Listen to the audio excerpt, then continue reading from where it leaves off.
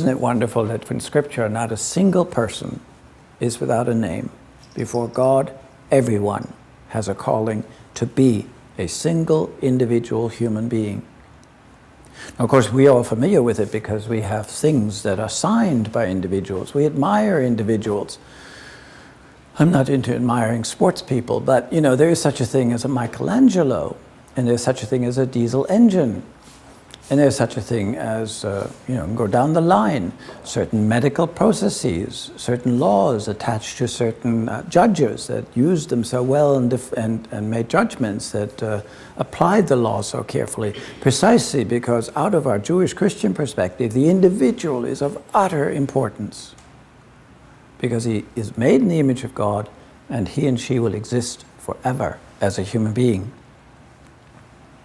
And thus, the individual is indeed, in this particular relationship to God, transcendent, responsible for moral actions, for creative intervention, for addition to what was there, for naming what God has made, as well as what we add to it, etc. And that's totally counter to the philosophical development that we have when we forget that individuals make historic choices that may lead to greater tragedy or greater wonder in the next generation because of their effectiveness.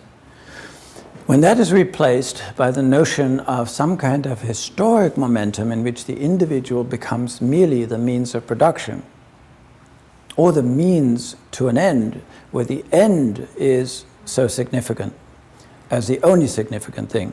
That's what you have in Marxism, when in fact the whole Marxist understanding of history is that there is this historical utopia advancing in scientifically proven ways through conflict, the class struggle.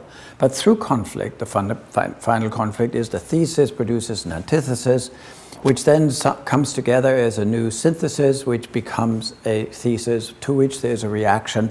And it's this kind of push and shove intervention and reaction that advances history, and you as an individual are merely one ball being rolled along by history for the production of a better mankind, a different kind of a human being. Not an individual, but mankind. And when you think about it, mankind is a total abstraction. You have never said good morning to mankind, offered a cookie.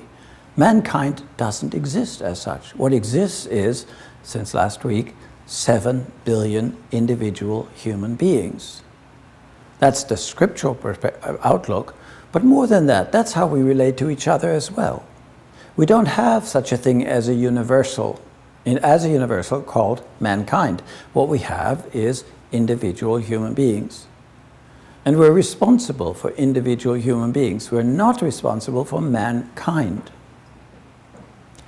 Those who claim to be responsible for mankind, such as, for instance, Karl Marx and Engels, do not care for the individual person. He's readily sacrificed for the advancement of mankind. And likewise, when John Boehner says, the American people want this, who on earth is he talking about? And the other side does it just the same. There is no such thing as the American people. There are 315 million Americans, and they all have their individual uniqueness, and they gather together around common ideas, and they discuss them and argue for and against them, but there's no such thing as I'm speaking for the American people. That is an illusion and sacrifices the individual on the altar of an ideology.